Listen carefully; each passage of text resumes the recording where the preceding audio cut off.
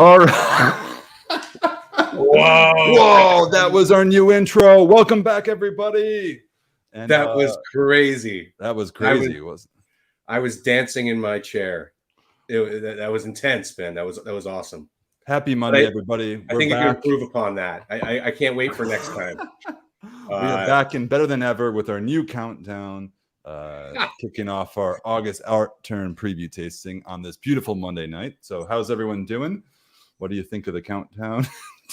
Is it a nice addition to the Society of America, or shall we revert back to just saying Sanjava? That's the question of the evening. So how are you, Tom? Welcome back to the channel. I'm great, man. You really jacked me up with that intro. So I don't know about everybody else, but I mean, once we get some pipes and some drums maybe in there, like, it'll be epic. I'm doing really well, man.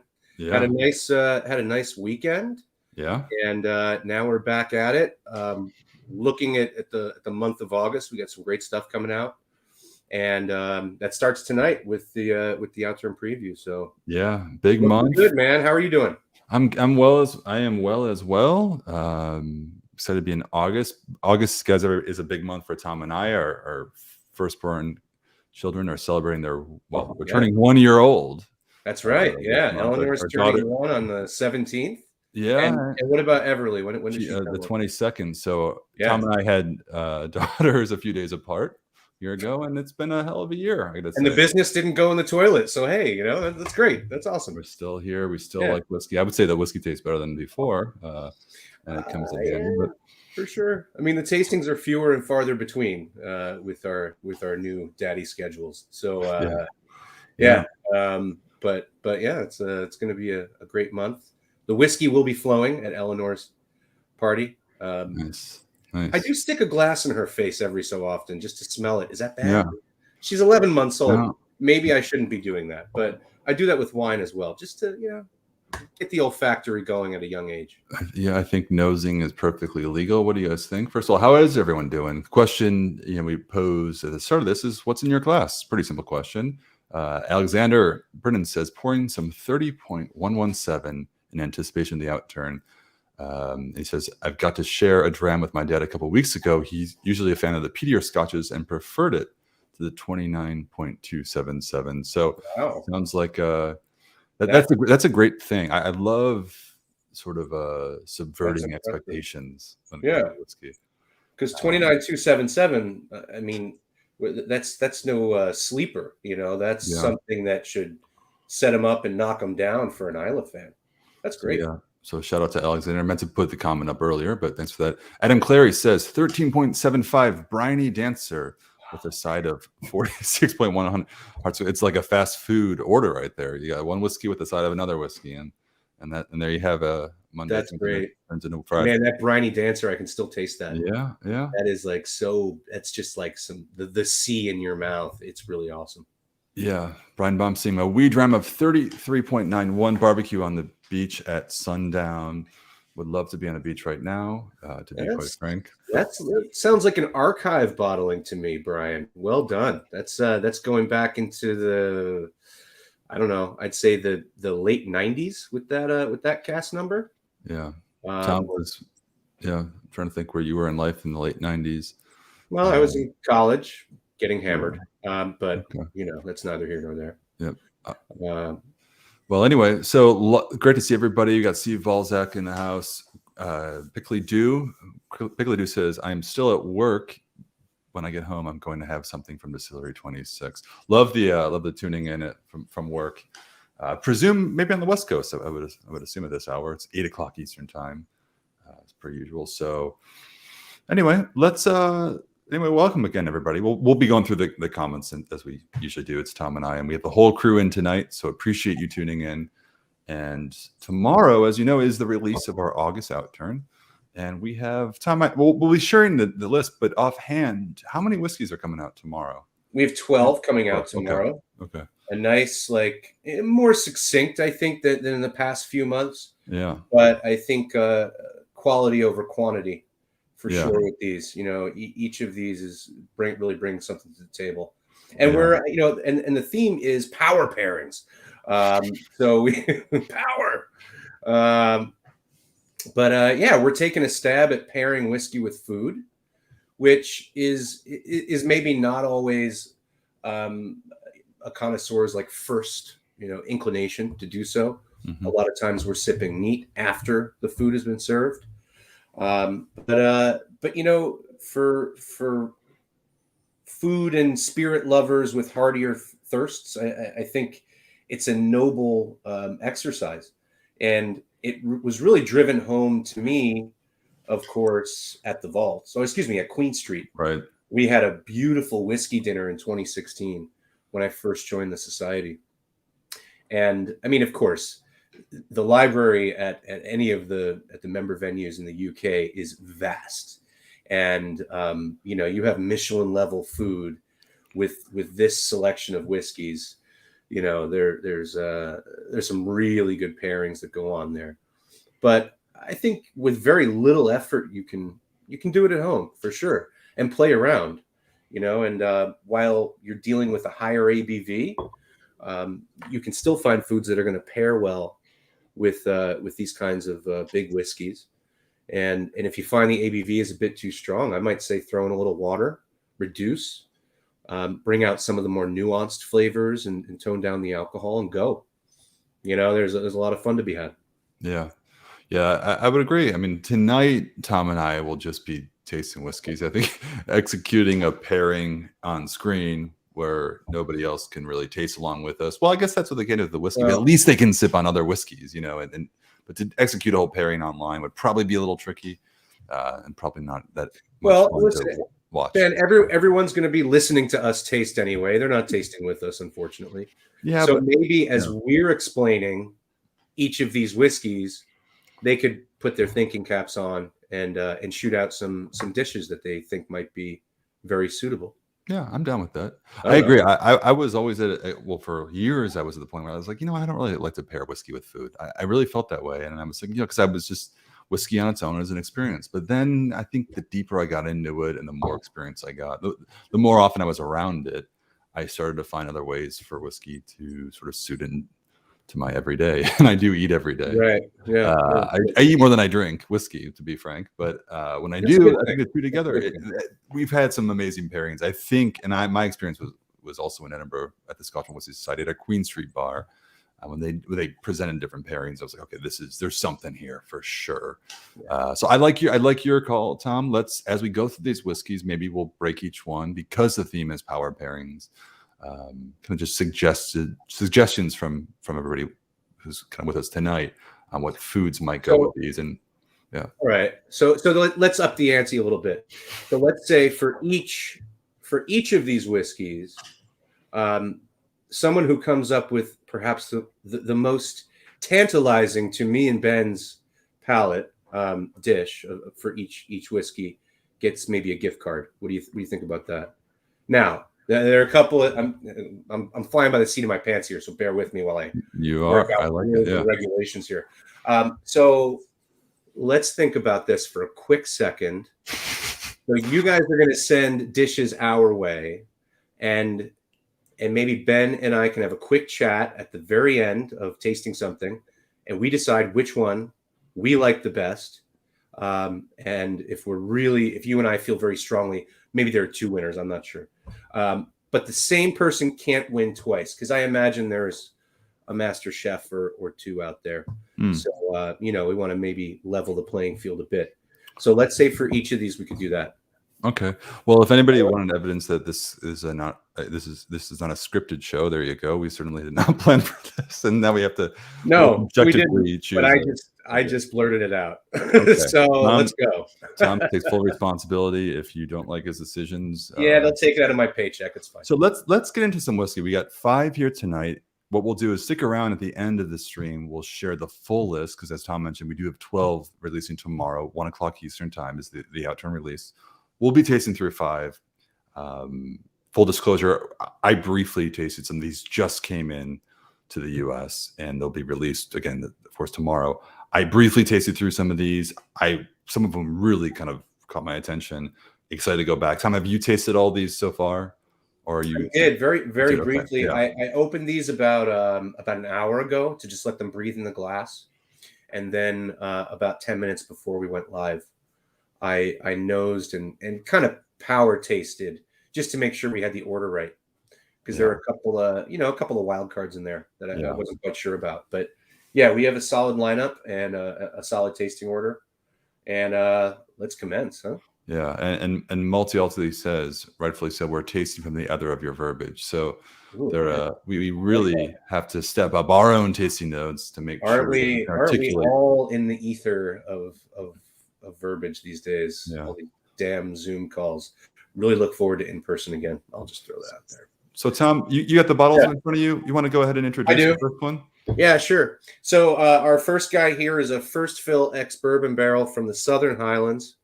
This is distillery 28.56 Loop the Loop.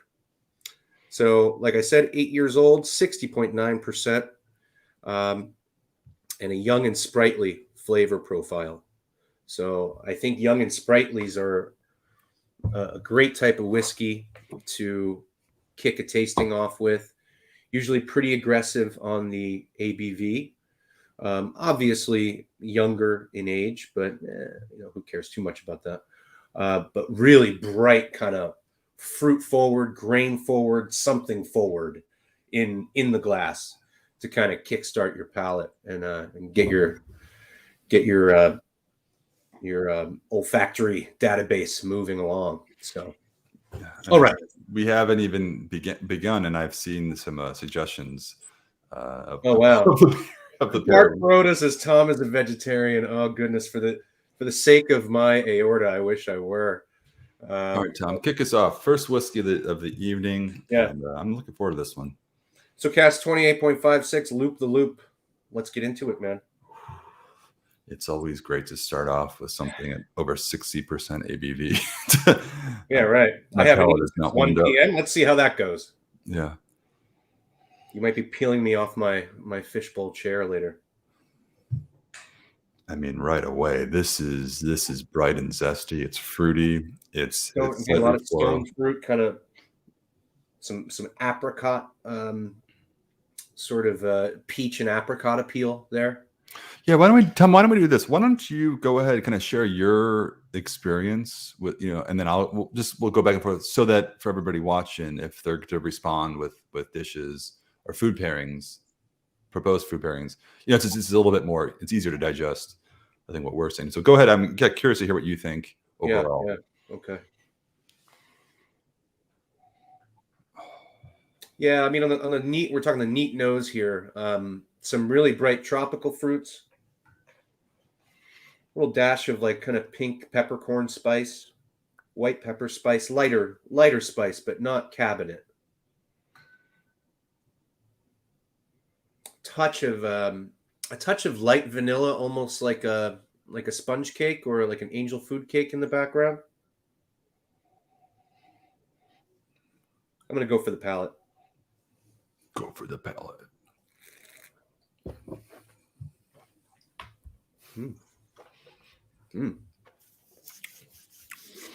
Yeah, some really nice texture on the entry. The vanilla comes, then it like hits you in the mid palate with some nice cereal, like some nice kind of maltiness, touch of like a dried hay, almost like a herbaceous edge to it. The spice is carrying throughout the whole thing. Getting more kind of like desserts, like desserty type notes. Let me like kind of nutty, not quite. What's the almond? Begins with an M. Marzipan, not quite marzipan, but leaning towards that sort of almondy note, almost like kind of like a raw almond type thing. But nice medium kind of texture. Really high acidic lift. Quite nice. Yeah. It's trying to just to build on that. That's an aperitif dram. That's really nice. Like 5 p.m. Before you get into it. Yeah. Nice. Yeah, I know we have some people tuning in at 2 p.m. their time, so I think aperitif hour can start then as well. Yeah, I think really the theme here is just the vibrancy. It's super bright. It's zesty. It's floral, but I get more so than the floral notes. It's a lot of lemon seed oil. Like it has an oily aroma that reminds me of like I don't know, essential oils. I know my wife always loves to essential oil diffusers in the home, and so I'm around those a lot. But it is very light, and it's what I think is surprising about it is that we're going into this as a young and sprightly whiskey. It's usually with whiskeys in the young and sprightly flavor profile, they tend to be very spirit driven, not a lot of oak influence, hotter, I think, than others. This one, though, it's surprising because it is from a first filled barrel. You get a lot of vanillins. You have a very creamy texture. So in a way, I thought, yes, of course, this is an aperitif whiskey, but you can do sort of a summer dessert. Again, I'm not trying to throw out food pairings, but for me, I'm thinking also summertime, like a fruit, like I don't know. I don't make a lot of fruit cakes, but I feel like that's kind of, in that direction. So like a tart, maybe. Maybe so, yeah. Don't tell you guys, right? Fruit cake and tart is off the table, so you can't just call that out. We're not going to pick those, but that's generally kind of the direction. I think it's pretty versatile, and I really think that lends to the approachability of something that's 60.9%, almost 61% ABV, yet it's so palatable. And I think that the oak influence is really done wonders for this one. So. And the spice is really, really staying with you. Yeah. I mean, several, 20, 30 seconds after I've finished my taste, it's still going. I'm going to add a bit of water myself. Yeah. I think we should dilute all these tonight. It might add a little more time to the tasting, but I think to be proper here, we are the nose and palate or the nose and mouth, I guess, of the members tonight. So, and going back to our fun game, whatever you and I throw out as our gut reactions, I mean, I think members could probably put something like that, but I venture to guess that there might be something that didn't even cross our mind that, being somewhat theoretical about it, would be a fantastic match. So I think you go for it. Let the creative juices flow. I mean, I have to say, first of all, look at all these suggestions for food pairings coming in. It's amazing. I'm gonna have a tough time personally picking one of these. I don't want to look yet. Okay, well, I have no restraint, so I'm looking. Sorry, folks, you're in for a 3-hour tasting tonight. I'm just bear with us. So on the palate, I'm getting more of that kind of nuttiness, a little less of the malt, a little more of that nuttiness, almost a bit of toasty character from the oak. Very light on the toast, but it's there for sure. The pepper spice is dialed down a bit. It's a bit more subdued, but still there. But yeah, that's lovely. It's a good, really good whiskey to start with, I think. For sure. All right, should we look? Quick comment from Jose who says, "Glad I have food in the oven. These food pairing suggestions are killing me already." I have to say, my palate is very fresh right now, which means I'm really hungry as well because I haven't had anything going into this. I didn't want to eat anything, for a while, so my palate was really clear. So yeah, this is killing me as well. So Tom, go through some of the comments. Anything? Wow. Okay. So we have strawberry cheesecake from Stuart Wright. That sounds pretty good for sure. I mean, I'm a big fan of any kind of cheesecake. Alexander Britton, Ben, can you throw that up at 8:14? You can just click on it. I can't. I'm not the host, unfortunately. Oh, okay. But if you could click on that one. So Alexander is speaking my language here. Wow, you too. Foie gras is, again, going back to my clogged arteries, something that's near and dear to my heart.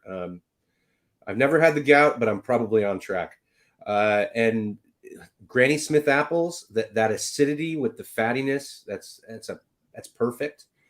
And as he mentions, just complementing the maltiness of the whiskey. That's in the running for me. Pickly Do, a bit simpler, Marcona almonds, which are, Spanish almonds dressed in olive oil, dashed with a little bit of sea salt. Marconas are freaking delicious, and that's how me and my wife start most of our gatherings, is with some Marconas and some other things. So very simple, and I think a gorgeous pairing. Adam, we have he agrees essentially in the same kind of realm as Mr. Britton, the fatty appetizer. So roasted bone marrow spread on a crostini. Fantastic. I like some bone marrow for sure. Almond cake from George Keenan. Have that marzipan element of it, which is really, really good. So that could certainly work. And Evan down in Kentucky, Parmesan cheese, toasted hazelnuts, sliced apple, sorghum, and dark chocolate. Wow. All right. Yeah. Brian Baumstein, raspberry Linzer tort. Fantastic. Okay, Tom, you got to pick one. We got 5 whiskeys tonight. I know. So first of all, keep the suggestions coming. We're going to read them all. I'm going with Marcona almonds. Marcona almonds. Wow. So the simple winner and spot on. Wow. Okay. So you're picking them. Is that how it's working? Okay. Tom's gonna. Well, that's what I'm saying. What do you say? Yeah. So again, and we appreciate that for everybody. You can't really taste these along with us. You're kind of going off, but there was one comment here, in addition to the Marcona, that I thought was spot on, which was the Malty who says Thai basil chicken lettuce wraps with a side of mango chutney for dipping. First of all these dishes sound amazing, but this one spoke to me as I was tasting the whiskey. I was thinking, wow, throw in the basil element, and it really, I think, would complement this particular whiskey really well. I love basil. I love herbs in general. But with a little bit of mango chutney, I think as I was tasting it and reading all these comments, I was like, this is spot on. This would be the dish. So kind of like a little light appetizer, I think, before a meal. Now, the finish with the graham cracker crusted cheesecake drizzled in raspberry could also work well. It's separately, but I was thinking, man, you have a during and after option. Yeah. Same whiskey. So let's do this. Right. We've got 2 chosen, Malty and Pickly Do. I think you've won the first 2. So yep. Tom, if you want to jot these down with your contest. Oh, they're stuck in my brain. Well, no, I think we'll take notes. And these guys, if you could maybe create a banner real quick, Ben, and throw out my my email, or I can just say it. So you guys need to email me. And I'll get you those gift cards. So, Malty, and who was the other fella? Pickly Do. Yeah. So my guy. Yeah. Okay. Or girl. I don't know. But yeah, just shoot me an email. It's tom.smith@smws.com, and we'll continue that way. I think that's the easiest, right? Yeah. We'll do that. If you were picked, go ahead and email Tom and say, I would say go ahead and copy and paste the comment into the email itself. That sounds great. Email Tom, and then we'll go ahead and we'll put you out with a gift card. So yeah, kind of a subjective contest that was unplanned for this evening, but let's keep it going. I know. Sorry, guys, if we're taking too much time, but I think this is kind of fun, Ben. This is fun. I do too. All right, I'm real hungry. So with our next whiskey, so I was kind of saving this guy for this particular month because if anyone's ever heard of the Glorious 12th, it's the 12th day of August where shooting season of red grouse in Great Britain opens up. So in honor of that, this is Cask 63.74, straightforward shooting weekend. This is an 18-year in a first fill ex-bourbon barrel. So a fantastic distillery in number 63, huge part of the Ballantines blend typically, but here you have it in not just single malt, but single cask, 55.2%, 18 years old. So man, I mean, going back years, some of these 63s really like show up, man, like they really impress. You were pumped for this before we went live. Tom was just saying, "Man, I'm really excited for this one." Of course, Listen, I've been at tasting events. I don't want to drop any names, but I've been at tasting events where there are like 50-year-old whiskeys available. Yeah, and this one was in New York City, and it was somebody's party. It was a gentleman's birthday party who was a huge whiskey collector. There were all kinds of crazy, like ultra premium, ultra rare bottles available. Our 25-year distillery number 63 like stole the entire show. And like, that's the beauty of these things, man. You know, sometimes you just don't see them coming and they floor you. And I'm hoping, I'm not saying this is going to floor anybody, but you know, I'm really excited for this. So let's get into it. Why don't you take it away with this? Doing a little alternation. Yeah. I mean, I will just echo that in that I think just looking at this just sweet, fruity, and mellow flavor profile, I think inside that it's going to be a bit more complexity to it, a bit more depth. But interestingly, the first fill bourbon barrels or a fresh bourbon cask for all 18 years, to me, that's a recipe for something special. We've had some that I think could be too woody, but a lot of times they're just right on the money. I love that cask and that age, that combination. Like to me, when I see it on paper, gets me pretty fired up. Yeah. And right away, I will say, just nosing this. Now, ABV is a bit less. The last one was almost 61%. This is just over 55%. Still strong cask strength whiskey. Very aromatic, but right away the depth, like it's much more creamy. I think I'm immediately taken to this place of like just an oven baked goods. More stewed fruits, maybe some poached pears. The spice element is definitely more prevalent. I'm thinking sort of like autumnal baking spices. Again, going back to baked goods again, a lot of buttered croissants, but with a little sort of, again, more. I guess I'm all over the place. Apologies. I'm realizing I have to articulate this. Go with it, man. Don't apologize. But it goes back and forth, back and forth. What's back and forth between baked goods, baked bread, croissants specifically, and then more fruit. Some more sort of like stewed peaches, little bit of sort of confectionery sugar on the nose. But then there's this, there's more of an exotic, I use the word exotic to describe it, but it reminds me of like a lychee fruit. More like, well, specifically, I was thinking this is sort of has an aroma like a lychee martini, which that's kind of a guilty pleasure of mine. If I go to a sushi restaurant, I'll get at least one lychee martini. Dude, please don't ever bring up a lychee martini. Okay, well, okay. I'll bring up Petrichor next. Get ready. Ladies and gentlemen, please. If there were a Petrichor martini, gin-based, out there, I might try it. But I'm sorry for the lychee comment, everybody. Anyway, I would say my lychee martinis have done me well over the years, so I'm just fine.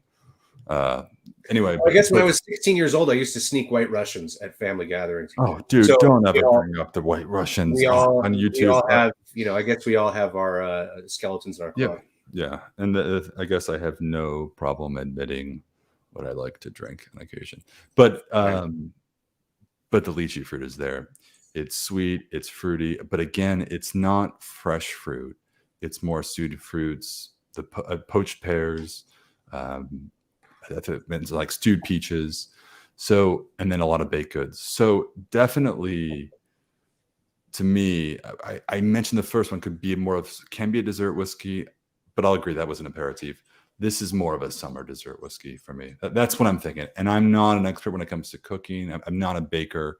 I like to cook, but this takes me to sort of a summertime after dinner, a lighter dinner type of thing. So that's me. And I haven't even tasted it, so I should probably do that real quick. I've already tasted it.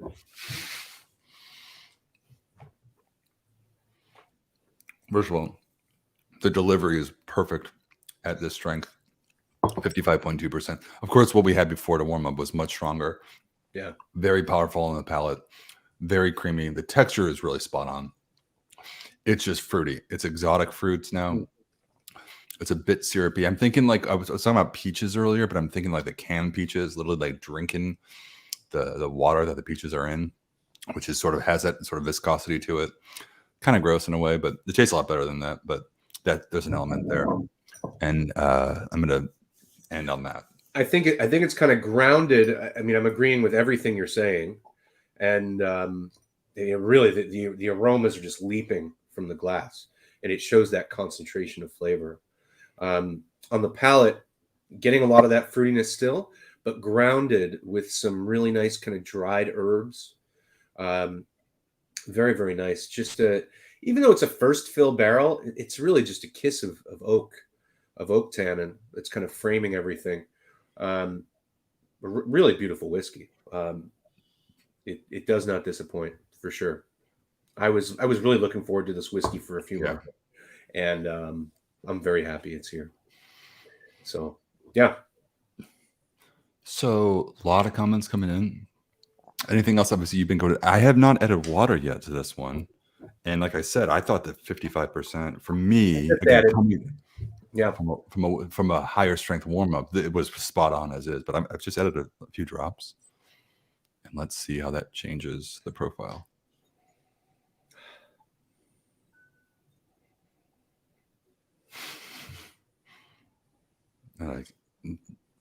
Looking at some of the comments. Comment from Greg Planner who says, "I'll be back. I'll black out before we hit the 3-hour mark if I keep drinking along." Okay, everybody, slow down. Slow down. We are tasting here. We are not drinking. We are tasting. Yep. But no, this one is one that I'm going to finish. Yeah. Love it. Love it. Love it. Love it. That is that's some classy whiskey right there. Great depth. I mean, a variety of fruity and herbaceous kind of character. Yeah. Fantastic. Concentrated and really elegant. Yeah. And I think if we break away for a moment just from the food pairing exercise that we're in and just think of it as a whiskey, it's a classical Speyside whiskey. I mean, it's to me, if you taste it, it's like unmistakably this is the fruitiness of Speyside that you would expect, but it has this exotic twist. Whereas I think the classical Speyside style consists of a lot of orchard fruit, and again, I'm just generalizing, guys. So it can be, it's more than this. But I think of a lot of orchard fruit drizzled in honey when I think of Speyside whiskey. I'm going back to the lychee because I mentioned that, but I think there are more exotic notes that sort of transcend the typical Speyside whiskey. And I just think make this one more unique. So take that for what it is. If that helps just describe the whiskey, for me, it's really engaging in that way, and I just think that's great. I'm big on it. Really nice. Yeah. Should we read some comments here? So go ahead, Tom. You got to pick. So it's shooting weekend, so we're kicking it off with bourbon braised quail with roasted potatoes. That sounds fantastic. Ooh. First of all, that just sounds great to eat. Yeah. Roasted pheasant. Pheasant is tough. It can dry out very quickly on you, but I commend you, Stuart, for taking a stab at that.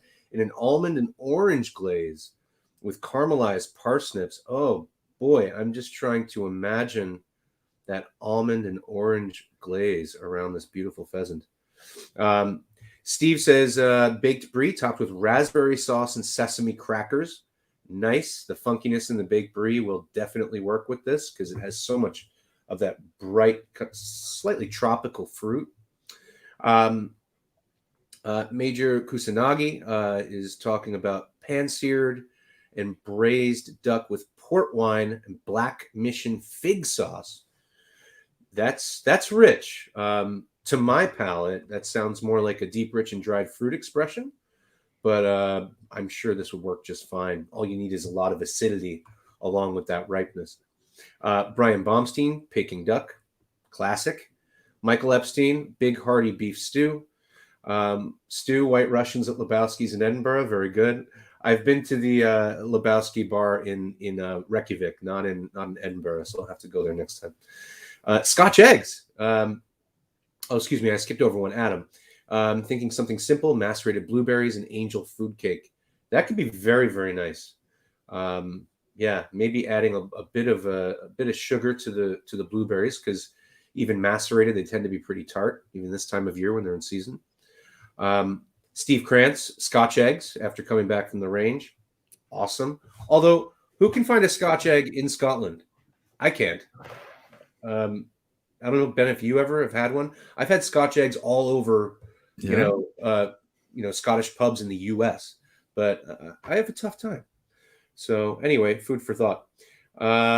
Let's see here. Strawberry rhubarb pie, a la mode. Alexander, fantastic. That could be very good. Grilled pork chops.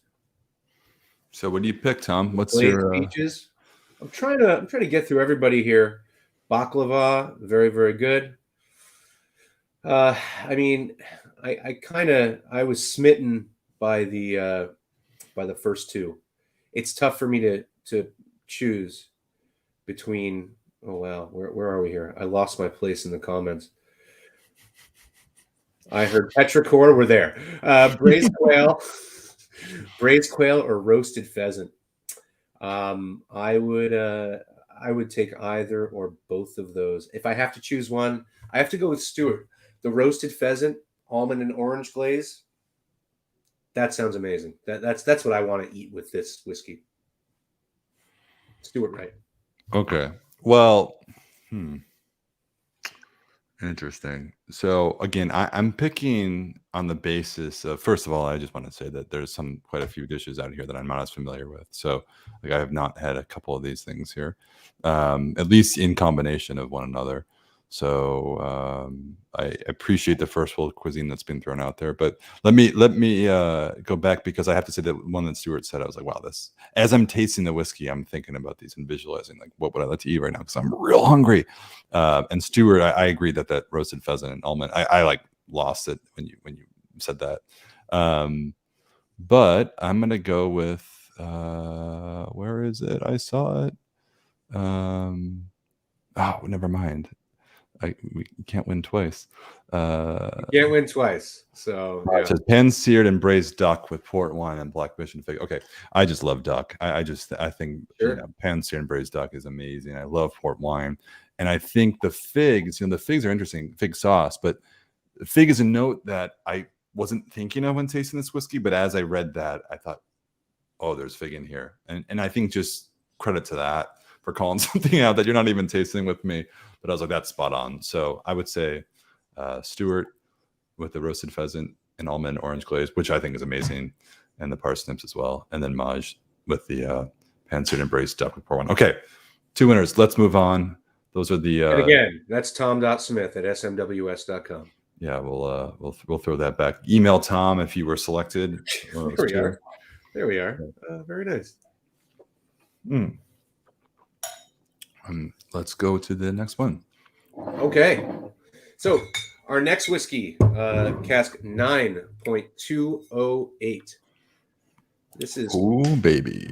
Fittingly entitled, yes. 24 years. It's been 20 years in ex-bourbon hogsheads, and the following 4 years in a first fill Oloroso hogshead. This is weighing in at 55.4%. And for those of you who are listening carefully, I said hogsheads. So this is actually, this cask and the last cask we're going to taste tonight are ultra small batch creations by our spirit manager, Ewan Campbell. So Ewan, from time to time, identifies a group of casks that he think could be really fun to experiment with. Of course, the core of what the society does is single malt, single cask Scotch whiskey. But, here and there, like you've seen over the years with our blended batches and other special projects, Ewan might find an opportunity to kind of play mad scientist and see how these things could deviate. So he selected for this a few ex-bourbon hogsheads that had been aging whiskey that was distilled on the same day. He married these and then took the contents and put them into several different recaskings. So doing this, yes, we are forfeiting the truest sense of the single cask, but what you're creating is the opportunity for that many more different flavor experiences. So that's what Ewan's going for with these things. And the few that I've tasted, pardon me, the few that I've tasted from this distillery, from distillery number 7, from distillery number 10, from number 4, which we'll taste later. The proof is there. There are very different experiences from juice that very well may have been kind of in the same wheelhouse of a few different casks that were distilled on the same day. Now we have extremely varied expressions. So anyway, I'll move on from there. So 9.208, 20 years in ex-bourbon hogsheads, and then 4 years in Oloroso, which Ben, I don't know if I shared this with you, but for the holidays, I got my wife a bunch of different like 30-year-old sherries. Yeah, nice. And these little small bottles, but just to do kind of a sampling from Fino up to Pedro Jimenez. And the Oloroso for me was, some of the most compelling for sure. And I love personally Oloroso additional maturations because it's not all sweetness that it's bringing. It's bringing some savory, some nuttiness, some spice. Any case, let's get into this guy. So I guess I'm going this time, right? This is you, Tom. Whew, I gotta have to add to it. It's like epic. I have a bunch of like cinnamon, nutmeg, salted caramel leaping out of the glass at me.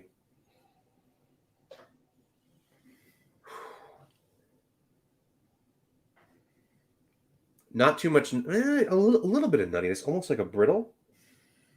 Oh yeah, like a peanut brittle. So good.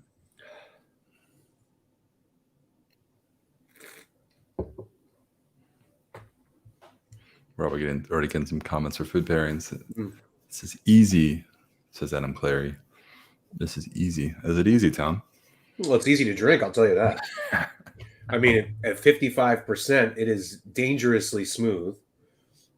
You have some beautiful tannic structure, bringing not just cabinet spice, but some kind of oaky spice to the palate as well. Getting more dried fruit on the palate.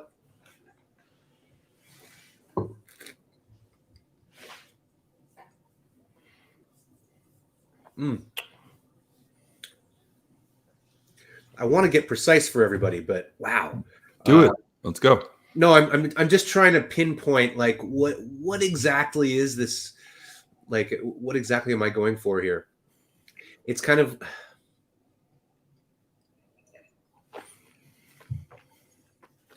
if you were to take like golden raisins and kind of put them in a crepe Suzette, like a Grand Marnier based sauce. So you have like burnt orange, you have some golden raisin, like dry fruitiness, and that's all like peppered with cinnamon, with cardamom, with a little dash of nutmeg. Damn, this is a good whiskey, man. 24 years young. It's man. A lot of intensity. It has some qualities that evokes a whiskey that spent much more time in the cask. Like I mean that in a good way. It's not like too overly oaky or anything. Because I do think some whiskeys can be spend too much time. It's transcends. Oh boy! I think what I expected for this to be. You know, man. I just I saw a comment earlier. I want to go back to Snyder for Christ. I love it when Ewan plays with the cask. He knows what he's doing. You know, Ewan in Edinburgh. You know, it's funny. Ewan was managed the bar at the Vaults for a while. That's what he was kind of behind and has really sort of ascended to, I think, quite a talented spirits manager. Right, personally, and a friend too. But I think this is so perfectly executed, and this is more of an experimental whiskey, as Tom suggested. You know, this is not the typical, or like 99% of our whiskeys, which is a single cask. This is one that has involved a bit of an experimentation, and I just think it's spot on. The double the second term in the Oloroso, it puts it at, I think, the cusp of what you would expect deep, rich, and dried fruits to be, because most whiskeys that we put in that flavor profile are really, really heavy, really dark, and really rich. This is just crossed that line, but there's still enough of like the original spirit intact there and the original character that I think it's kind of straddling the line of like a sweet, fruity, and mellow into deep, rich, and dried fruits. And again, if you guys are not as familiar with the flavor profiles, I apologize, but to me, this isn't. It's not full term in Oloroso sherry, but it's been enough time where it's really extracted, in my opinion, I think, the best that wood has to offer. While still being balanced. And the distillate itself, fairly nutty, fairly herbal, anyway out of the gate. So it's a really nice union of, you know, just complementary aspects of spirit and barrel. So good. Yeah, that's really good. Ben, you want to take us through the all these food pairings? This is fun, guys. This is awesome. Thank you for participating. I mean, I was waiting for a comment to just say I would just pair it with more, because that's what that was going to be my answer. But Adam Clary said, you know, this pairing is easy: prune soaked in Armagnac. Is that fair play? Throwing in another spirit? I'm sure it is. But yeah, spot on. Prune soaked in Armagnac. The prunes. This tastes not quite like prunes, but maybe those golden raisins in Armagnac. Yeah. Man, I was looking at some of these that really stuck out to me. Jose really went to town with, I think, something that I'm trying to comprehend in my own mind, which I just is a shout out. But I'm sorry. Clarification. Jose said that's not a suggestion.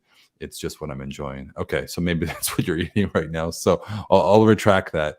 But it's interesting. Greg talks about steak in the Argentinian asado grill. I mean, just the savory note, I think, would actually pair pretty well with red meat, and that's not what I was thinking initially, but I think that's pretty spot on.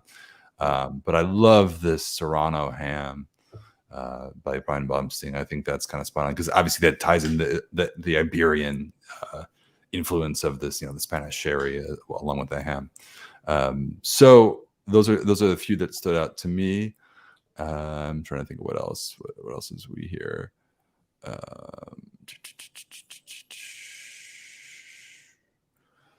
Steve Balzac says smoked lamb rack rubbed with pepper and a hint of mint. Oh man, the hint of mint with dark. First of all, I just want to acknowledge how clever all these are. This is really not what I expected. We clearly have a lot of foodies in the house. I love that. I'm really kind of being tasked. But so all of those, Steve, I agree. And oh man, by the way, I just have to give it shout out to Josh Moore, who says chocolate lava cake after my lychee martini on the porch with the Arab Petrichor. Josh is a guy who's spent some time in our stream. Encourage Ben and his lychee martini drinking. I appreciate the shout out. I don't think that's the right pairing for this particular one, at least for me. And I have to go with Serrano ham. I think a simple dish is probably right for this. There's so much going on in the glass. There's so much complexity, so much depth, that you need, I think, a little bit of saltiness from the ham and the savory from the meat itself. And I like that. I like that a lot. I appreciate all the complicated and rather complex answers, but this is the one I'm going to go with, Brian, for me. And then Tom, go ahead and pick another one. Well, the idea wasn't for each of us to pick one. Well, it became that. I upped the ante. Pick one. You said you upped the ante, and I just upped it again. So we're each picking one. We're just gonna 10 winners tonight, baby. Very good. And we got so let me think here. I mean, I did like Nick. Gouda wrapped in prosciutto topped with orange marmalade. I don't want people to think I'm like a freak for orange things, because I'm really not. But he's a freak for the Gouda and prosciutto, that sounds really awesome. But Ben, you highlighted Steve Balzac comment. Smoked lamb, rack of lamb, rubbed with pepper, hint of mint. And a great headshot. That could be really interesting. That could be really interesting. You want to phone a friend, or is that your final answer? You know what? I'm sorry, Steve. I'm going with Nick. I'm going with Gouda wrapped with prosciutto. Whoa, I'm going with Gouda wrapped with prosciutto. Steve, I like that. I like that pick. I liked it. Wow. Steve, email us. We'll give you a gift card too. It's fine. But man, yeah, I love that idea of the kind of intensity of the Gouda. I'm assuming a slightly smoked Gouda, and the salty, oily nature of the prosciutto. Prosciutto de San Daniele, I'd say. You might as well go for it with a $200 whiskey, right? I know the pig was killed last October. Yeah. So I think that's really fantastic. Now, listen, in the middle of all these offerings, which we are very thankful for. Pickly Do at 8:45 asked, Tom, I've been planning to do a sherry flight at a local bar, Fino, Amontillado, Manzanilla, Oloroso, and PX. Do you think this is helpful to educate the palate with respect to whiskey aged in such casks? I think it's very important to train anyone's palate on the different expressions of sherry. They're so different, they're so nuanced, and Ben was talking about cocktails earlier. My wife and I, the few times when we steal away to go out to dinner, started drinking dry sherry as our drink before the first course, as opposed to, say, a cocktail, maybe a glass of sparkling wine or something. It's high intensity for sure. It's a higher ABV than a lot of these other typically aperitif style beverages, but man, it brings so much to the table. So I think in general, you should be educating your palate on all of these expressions. Within the realm of Scotch whiskey, it's very, very rare that you're going to find a Fino, Amontillado, Manzanilla cask. It's very rare. So how much practical use is that to you? Probably not much. Oloroso and Pedro Jimenez, absolutely. And with Oloroso, you're talking about the same grape varieties as Fino, Amontillado, Manzanilla, Palo Cortado, and Muscatel, the grapes. So you're looking at these two grape varieties used in different ways for these different expressions. So Oloroso can be either a dry Oloroso or sweet Oloroso. That's extremely important to educate your palate on, because not all Olorosos are alike. You can have a very sweet one or a very dry one, and that can impact the expression of your whiskey quite a bit. So Pedro Jimenez is very straightforward. It's always sweet, but not so much with the Oloroso. Yeah, so I just wanted to address that before we moved on. Well, if you're buying a bottle, just to look out for it would be Oloroso Dulce, which is sweet. It's sweet essentially. I mean, that's what it would say in the bottle. Anyway, we can go on from. I agree with Tom. I just think for anybody, I do think it's relevant if you're looking to get into whiskey. For you're in whiskey, obviously you're here, and you're looking to kind of take the next step. A lot of times, I was into whiskey before I was into sherry, and I had lived in Spain too, and it wasn't really on my radar at the time, but it is now, and I think it really helped my own whiskey knowledge. It helped me sort of it elevated my understanding of whiskey and creation or maturation after really getting into sherry, because all of a sudden I did taste different types of sherry and realized, wow, there is a huge difference between Pedro Jimenez sherry and Oloroso. So when you see on a bottle of whiskey, it's aged in sherry casks.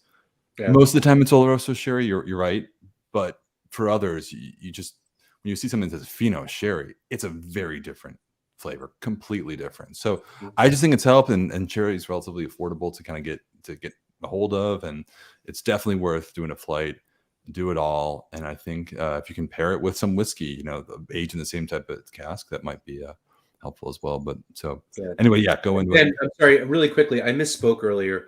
I said Palo Cortado was one of the grapes used in sherry production. That is the Palomino grape that's a grape. Yeah. Palomino is so Palomino grape is used for every type of sherry except for PX Pedro Jimenez. Right. I just wanted to correct that.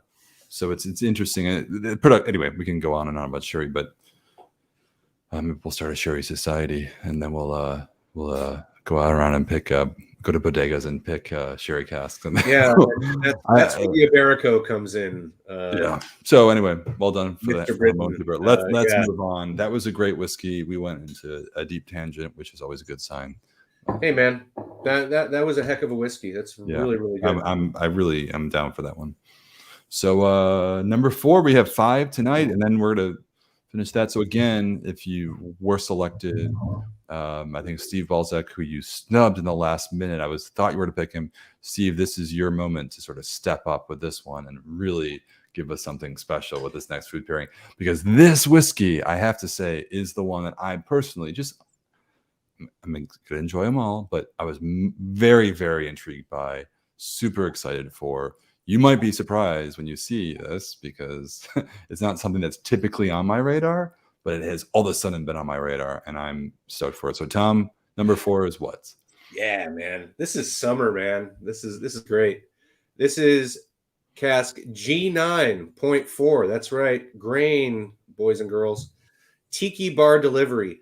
20 years in Cask. It was oh man, I forget how many years off the top of my head, Ben. Forgive me.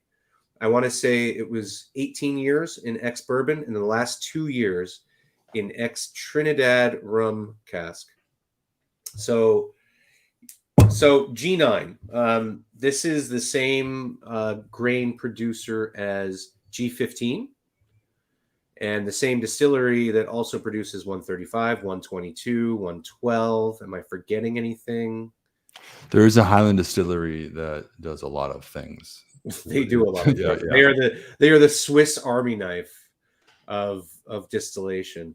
And so the big difference between G9, what we're having now, and G15, which you've seen recently, is twofold. First, the grain that's being used, and the still that's being used. So here you have 100% wheat. So this is a wheated whiskey, not just wheated. This is a wheat whiskey. Period. There's no other grain in there, and it's done in the continuous still. And then you have malted barley for G15, which is done in the continuous still. So I guess the stills are the same. Grains are different. But here you have that additional maturation in a very kind of estery sort of rum cask from Trinidad. So that's a really fun. I mean, tiki bar delivery kind of sums it up for me. Yeah, and that's a really fun kind of summery spirit. It's very infrequent that we see a grain whiskey that's 100% one grain, except for G15. So to have essentially a wheat whiskey in our glass is really fun. So let's get into it. Yeah, I was excited for this one. The rum, the second maturation, which Tom, you're correct. It's 20 years old, 18 years. First in a bourbon barrel, then the final 2 years in a Trinidad rum barrel. I'm all about the tiki these days, and I know, and I want to just kind of explain myself because you guys are thinking, "Oh, is this tiki guy and the lychee martini drinker?" You know, when I personally being in the whiskey business, being fortunate to be around all these whiskeys all the time, it's amazing. When I go out socially, I just, for the interest of trying things different, trying different things, expanding my palate, I tend to order like cocktails that are very different, just to sort of, I don't know, explore a little bit. So I've been into this tiki phase. I moved to the south a couple months ago. It's like over 90 degrees every single day. It's really humid, and so I've been in tiki, and the rum is kind of on my radar. And this one, the combination, I'll just tell you right away, and you can just smell it. I don't even have to bring it up to my nose, but it's just banana pudding, fresh coconut, almost like a coconut milk, fresh lime juice. It's all there. The banana pudding, but also sort of like over-ripened bananas. It's amazingly tropical. It's totally different. And look, it's not what you would think of when you think of Scotch whiskey. And that's good and bad in a way. If you really like Scotch, there you go. We have a lot of these, but I just think this is different than any whiskey. And I've tasted this once again earlier this evening. Different than any whiskey I've had from the Scotch Malt Whisky Society in a long time. And I love that. I love the 20 years. It's got immense depth, but I love the combination of a whiskey that's been aged for 2 decades, but retain an ABV that's 62.1%. Now, typically a single grain whiskey distilled in the column still will retain a higher ABV. It just comes off the still at a stronger strength as opposed to a pot still. But 62.1% at 20 years. I just love that. I love the intensity and the depth and complexity at the same time. So. That's great, man. I mean, your coconut milk comment, that was it. It was like, man, there's this creamy vanilla, like exotic. Like, how do I sum that up? It is fresh coconut milk, and it's awesome on the nose. It's just so fun. It's funny because this is not, I'm calling myself out here, not the sort of profile that I usually go for, but this one's just working right now. You know, it just works. So. Am I crazy? Is a question. The question: have I lost my mind? And I want to see the comments coming in. Hopefully not, but bring on Tom's haggis nachos, says Greg. So wow, that was a few streams ago. Well, Tom, that was like it was like 2020. Yeah. It feels like. But Tom, what do you think? I mean, you mentioned the coconut milk that I suggested, but what else are you picking up from this whiskey? It's actually not quite as estery as, say, a Jamaican rum. You know, you might get like some really like overripe plantains and that kind of aromatic profile. It's a bit more floral. I do get a lot of vanilla, actually, a really intense core of vanilla with that exotic edge to it, which leads me to the coconut aspect.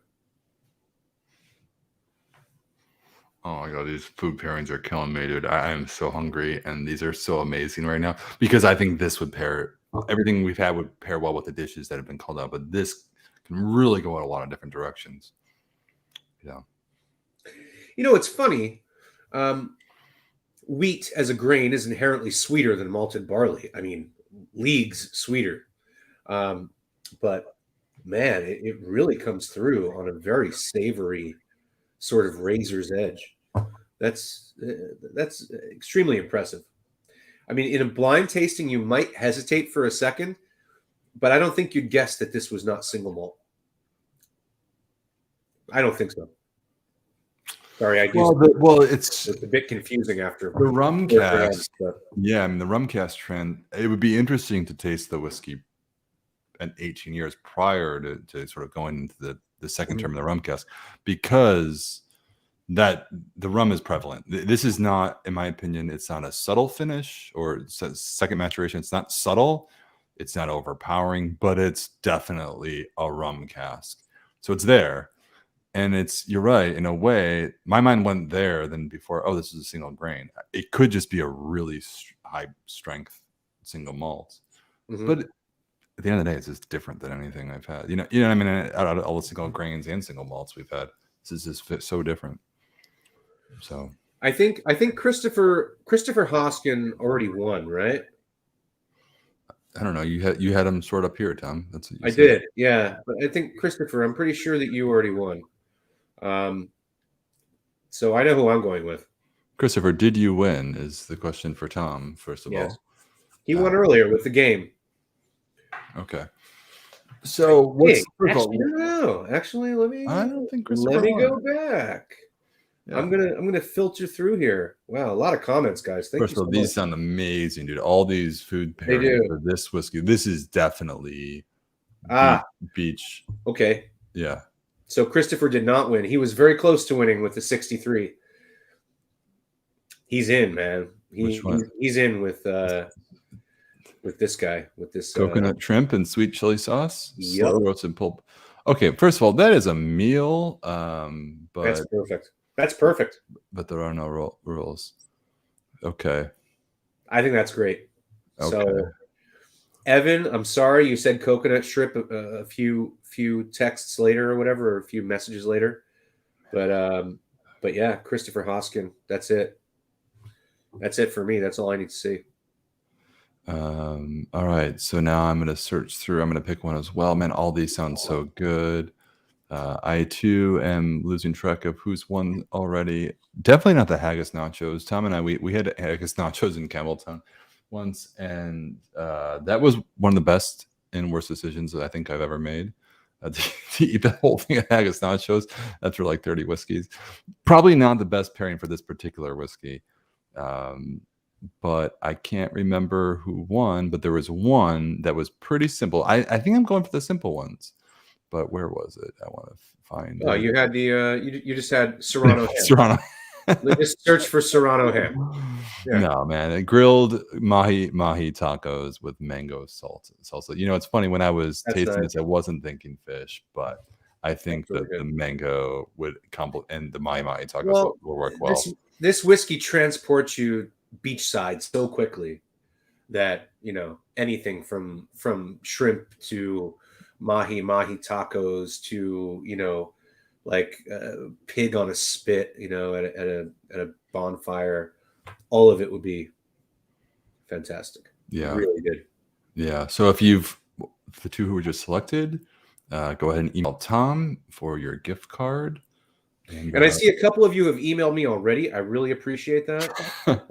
I email me right now. Yeah, actually, that's because Just Tom. do it, I had suggested Tom writes down the winners, but he's got it up here. It's all locked safely right here, Ben. Yes, it's fine. 4 whiskeys later, it's no. I cleared off my desk. You know how much equipment I have around me here? Yeah, I do that as well. I can't do this taste whiskeys with you got all the lights, all the stuff on the desk. I have to like clean it all out and just focus. You know what I mean? Because there's so many distractions going on. Yeah, for sure. So anyway, that G9.4, that is a hell of a dram, and that's a really fun. That's one of the more interesting grains I've had in quite some time. Yeah. Quite some time. Yeah. I mean, I know we have some award winners like G8.16 just got a bunch of awards from Ultimate Spirits competition, and that's awesome, and that's a great whiskey.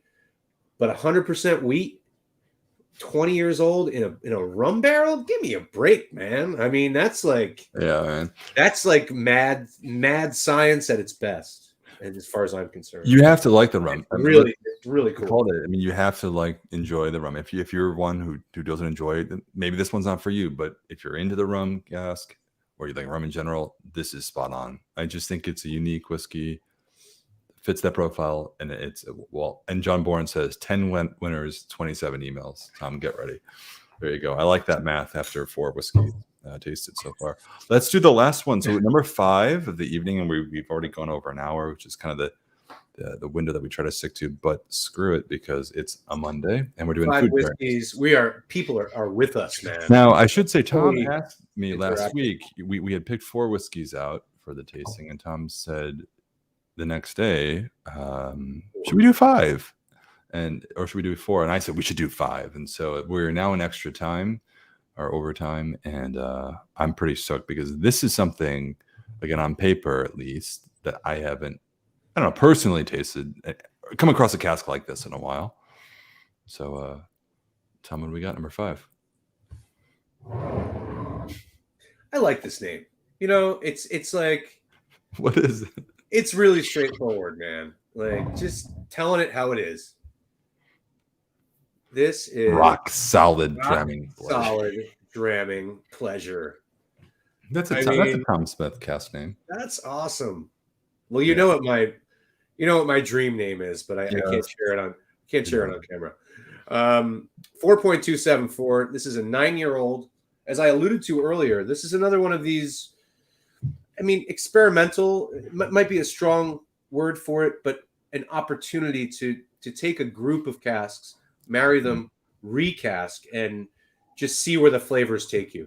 And we've seen some of these. 4.264, Dining by the Harbor, is one of the casks out of this one as well, out of this marriage. This is 4.274.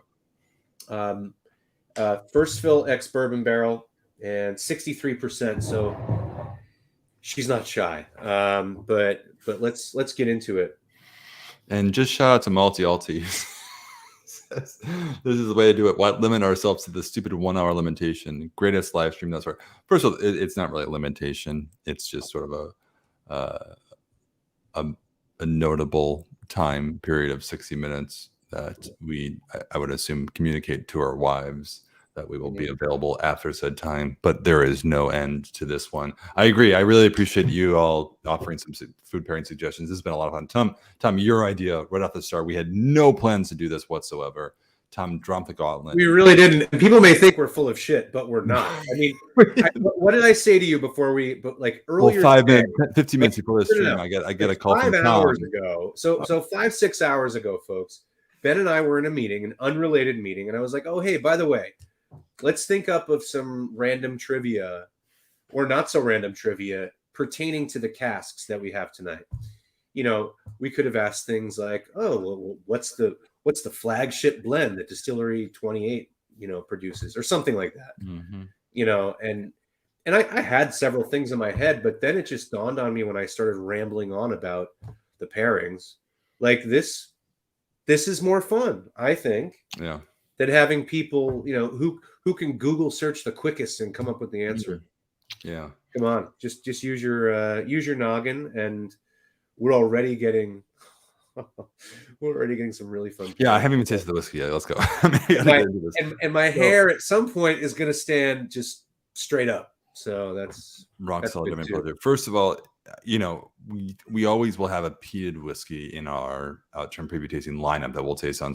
This is the first time in a while that we've had a Highland Island whiskey, in a long time. Highland Island is what we call it, but it is, just spoiler alert if you don't know, from the northernmost island in Scotland. Whiskey producing island. You can't forget about Shetland. I forgot there are actually other islands. Okay, Shetland. My radar has been just yeah. But, Orkney is whiskey producing, I think. But yeah. Yeah. Oh man. Honey, like just oozing smoky, slightly smoky honey on this nose. This is Tom, you lead this one because this is quite something. Yeah. Man, I haven't had one of these in a little while. I basically took July off from doing these tastings, so I'm a little rusty. Yeah. But we did one like 4 days ago. Yeah, but it was American whiskey, and anyway, I haven't had a 4 in a long time. That's what I'm trying to say. Yeah. And this is quite something.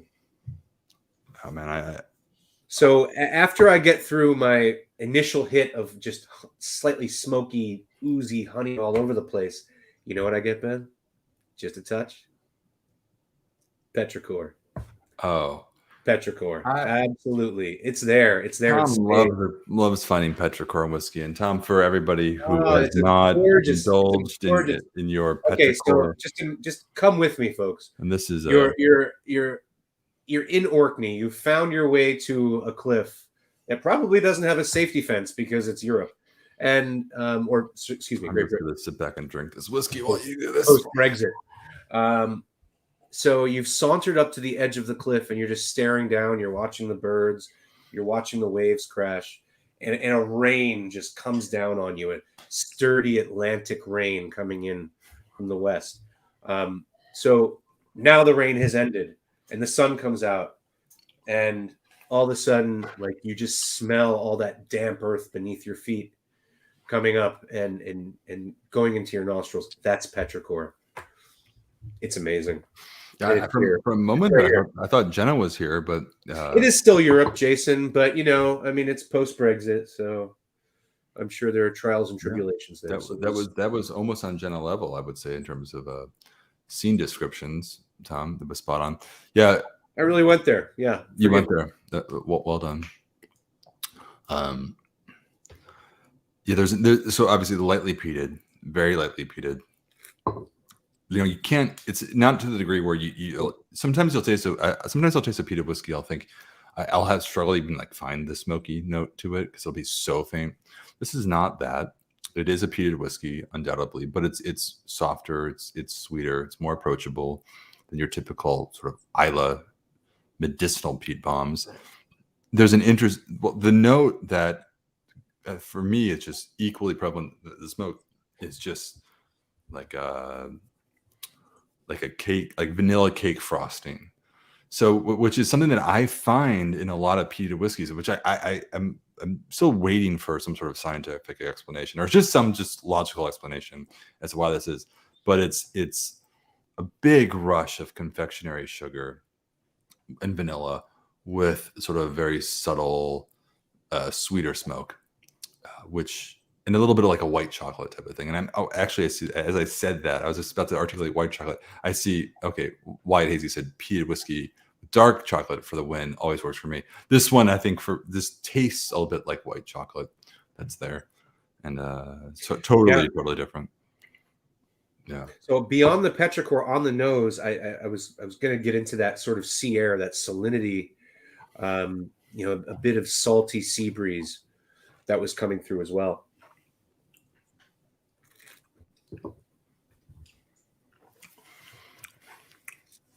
I mean, you were expounding on the vanilla sweetness, and that's really there for me right now. Yeah. But you have that, so that there's that characteristic, that, if you will, trademark characteristic of Orkney peat, which is the honey and the heather. And for those of you who may not know, Orkney is essentially devoid of trees because it's so windy. So all of the vegetation is very low lying, and that's where you're getting all this heather from. The honey, that's interesting. Could be decomposed heather. Maybe it gets sweeter over the course of several decades, if not centuries. But yeah, so you are getting a very clearly different makeup of peat from, say, the mainland, which is mostly Caledonian forest, or Isla, which is mostly maritime type vegetation, or a small amount from Campbelltown, which is also fairly marine sediment. Greg, I'm on your level, man. Absolutely. Yeah, Greg says petrichor is amazing after that first rain. So that's how I think how we would describe the aroma of petrichor. It's after the rain. Sort of think of like a it has to be after the rain. It has to be after a really fresh, hard rain. Could you put up Greg Cloyd's comment or a question rather at 916? So do we know where a given distillery sources American standard barrel bourbon barrel rather? Being a Kentucky kid, not all bourbon barrels and the juice in them are the same.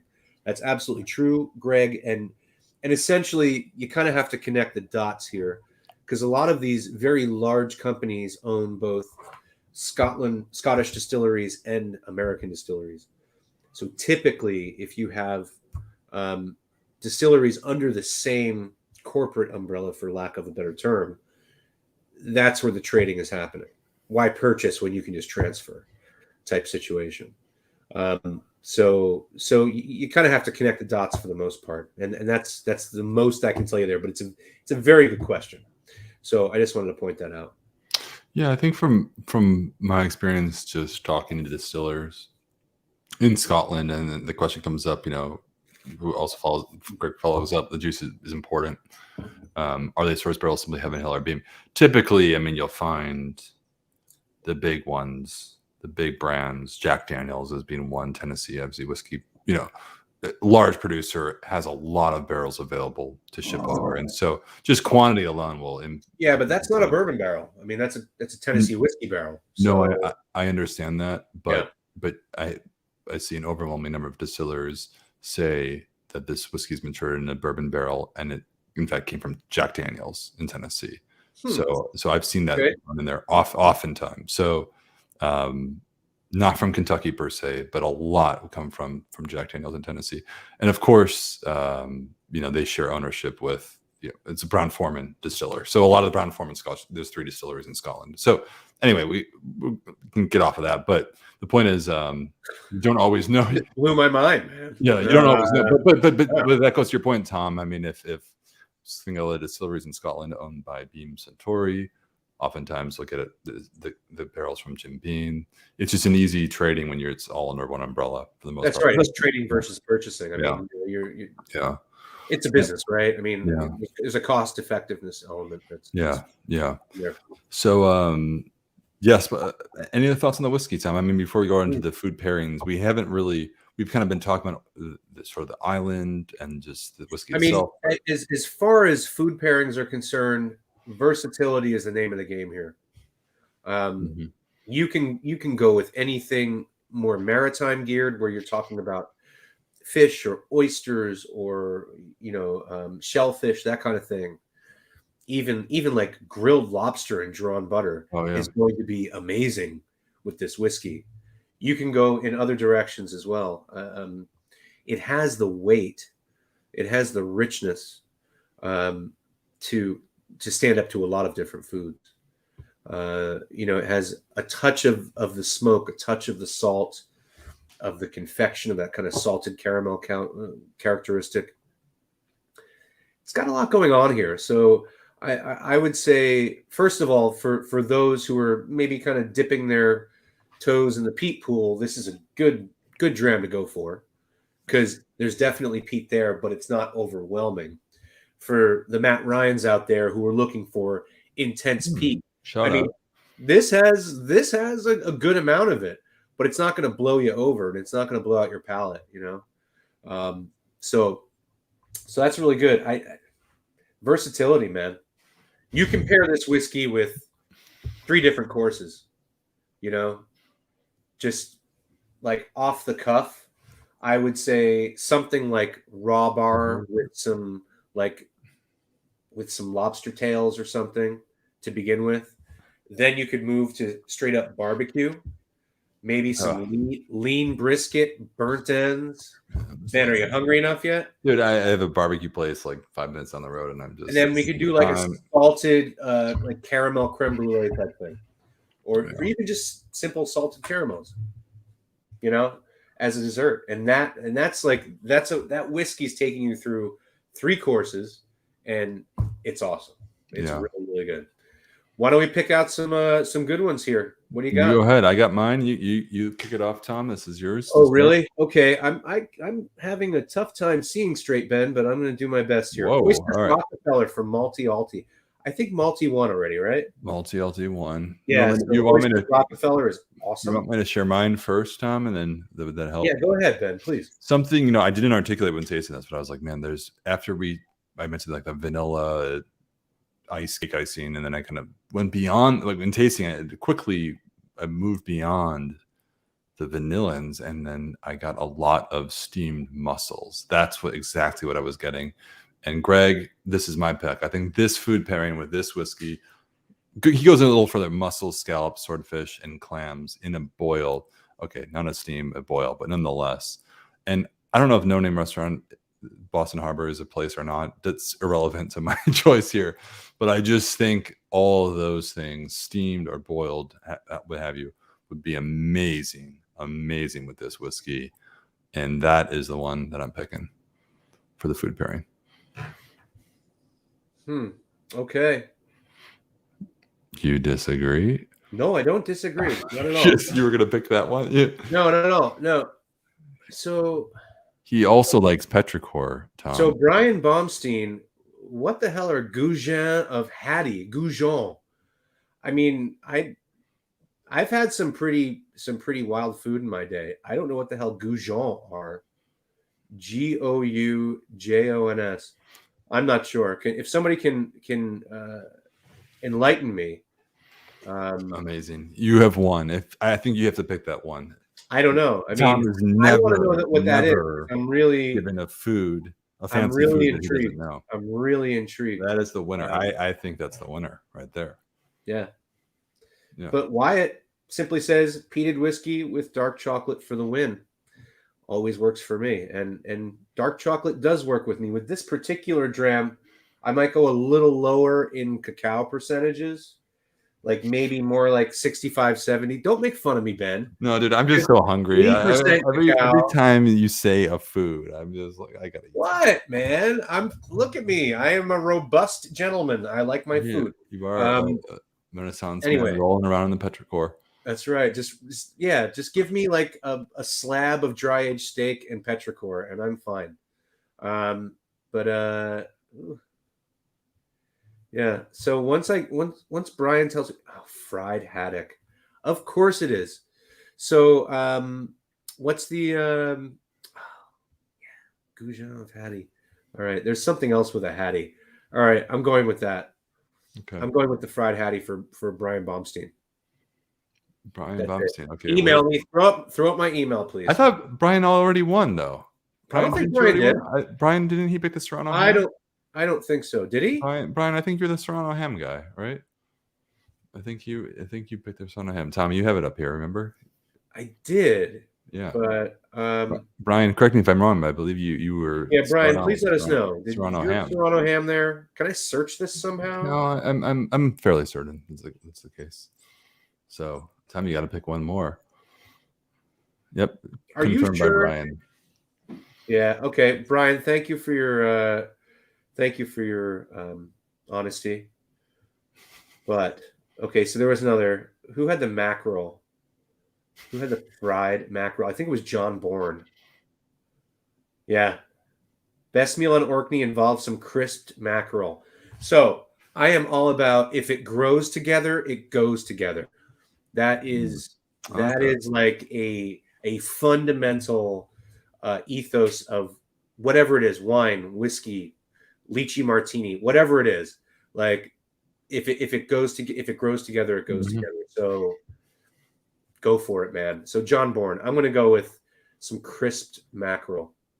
All right, well done, everybody. So the last two winners, go ahead and email Tom if you have one, and just copy and paste your comment into the email, and Tom will go ahead and submit your card. Is this not rock solid dramming pleasure? Like, is this is good.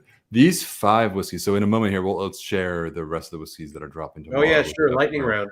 Yeah. But these 5, I think, were all so different. And I think I appreciate them for. I'm going back, like looking at the glasses here. Like the first one, straight up Highland, just really subverted my expectations. I'm not going to recap them all right now, but I'm just thinking, like going through mentally, thinking, wow, each one had its own place. And I think for me, at least, there were some that previously on paper I was really excited for, but others I thought, you know what, I'll give it a shot. And every one, I think, nailed it for its own way. I think the food exercise was helpful because it really got me thinking about whiskey in a different way. Yes, and it's easy to just sit back and sip our whiskeys on our high horse, but when you actually start working that database that we all have, and it's all very unique from one to the other, and kind of trying to fit that into a theoretical application of not just a protein, but a protein and a side dish and a sauce and all of these things, it's a lot of fun. And it also gets you thinking outside of that typical, well, I like sherry whiskey or I like peated whiskey and that's it. It kind of helps you expand that experience. Let's also remember, blenders, they reduce their whiskeys down to what, 20-25% alcohol. So you could do that too. You could basically take this whiskey or a whiskey, maybe not our whiskey, but turn it into essentially wine. And get those very nuanced flavors and kind of go about it in that regard as well. So well done, Tom. Right? It's about playing, experimenting, and having a good time in the process. Yeah, you dropped that idea right when we started. I thought, whoa, this was not the plan, and we went with it. I thought at the end of the day, we're not eating the food and pairing with it, but I think it just had us thinking about it differently. And why not? Why not enjoy things? Just again, reminisce, think about things differently. It definitely changed the experience, probably in a deeper way, I would dare say. When you're not thinking of it just as the cask and liquid and how the wood interacted with the spirit over time, and what was the angle of the line arm. I mean, these are all things that we do, but I think it was just, I appreciated the different approach. Comment from Alti. I nominated the SMWSB on the 12 Hours of Boom. I actually did appear on the 12 Hours of Boom at one point. We did some testing of it for a while, but I think we're actually talking about something similar as well. And just last question before we share the rest of the whiskeys that are coming out tomorrow. We're talking about this idea, and I'll express that, of doing sort of a longer session, longer stream with various guests, in a similar manner, the 12 Hours of Boom. What do you guys think of that? Would you be interested in a long, and we're not going to reveal the occasion just yet, but would you like us to do a long stream? If so, who would you like to see join us on our channel? What sort of content would you like to see? We are totally open to the suggestions from the community. And quite frankly, we just want to deliver what the community wants. So we're an open book in that sense. Think about that. In the interim, let's get going and let's go ahead. I'm going to share. We are at your pleasure. I'm going to go ahead and share the whiskeys. How about 12 Hours of Peat? Well, that's a recipe for not being able to taste anything next week. All right. Here are, for tomorrow, 1:00 Eastern time, August Outturn dropping. And here's the selection. That's not it. That is not it, man. That is definitely not it. That's great. Okay. So that worked well. Let's try that again.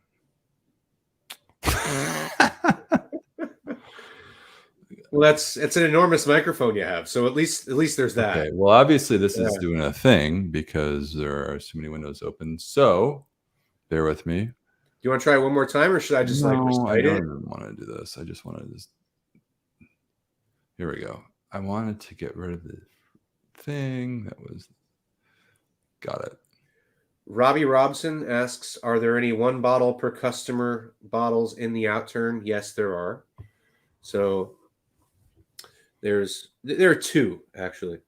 So here you have the 4.274, which we just tasted. I'm still enjoying. Hell of a dram, 9 years old. 7.259 is Shaman's Cabinet.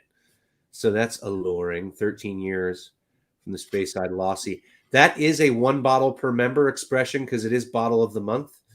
Our bottle of the month participants have risen in numbers, so we do have to limit that. 9.208, yes, which we had a couple of drams ago. No limit there. Go nuts, kids. 28.56, which we tasted. 35.286, Xanthus Symphony. All kinds of yellows going on there. And a really nice expression from one of my favorites. I love what they do up there in the suburbs of Elgin. 42.60, Sensationally Sensual. Sorry I said it like that. That's strange. But anyway, that is also a 1 bottle per member. There are only 54 bottles of that in the U.S. So, and that is a peated expression from 42. A lot of folks wonder is that unpeated or peated. Most of you know the score. I can't go into more detail than that, but this is peated and it is awesome. Also 53.372. That is also 54 bottles for the U.S., lightly peated. So there is no limit on that, but I imagine that will go pretty quickly. We have the 63, which we tasted, 71. Awesome distillery, really fun, kind of malty expression there. 112, you guys know we love 112s in 2021. We've basically released one every single month, and with good reason, because they are the Swiss Army knife of the Highlands, and they make some really awesome stuff. Dare I say, brilliant. 122 from under that same roof, Highland Baba, and then lastly, maybe Ben's favorite of the night, G9.4. Well, Tiki Bar Delivery. Tough. You don't want to choose favorites. I understand. No. It's not that I don't. I was really excited for it, and it totally delivered. So I'll just leave it at that. Yeah.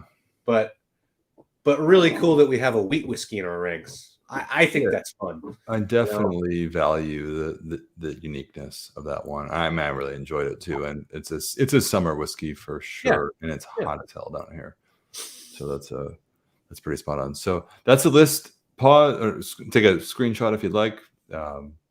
Don't pause because we have more to say. But nonetheless, take a screenshot. This is dropping all at 1 o'clock tomorrow. So yeah, that's the lineup. And I just want to say thank you all. And I do want to highlight one comment. And Tom, if you'll just let me kind of a moment here. I'm going to say something by not saying anything at all soon.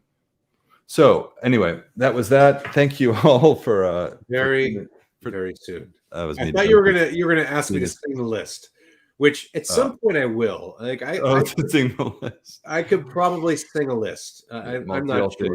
Is on fire tonight, and I think that's something. I need a few more drinks, but I was thinking we should probably have to come up with ideas. I mean, and please, to everybody watching, tell us what you'd like to see. But I'm thinking we should keep going. We should do like at least a 5 to 6 hour stream. We have different guests, and we just line up every whiskey from an Outturn. Not 5 of them, but we do all of them. Can I get an IV? Like, can I just get an IV like wheeled into this?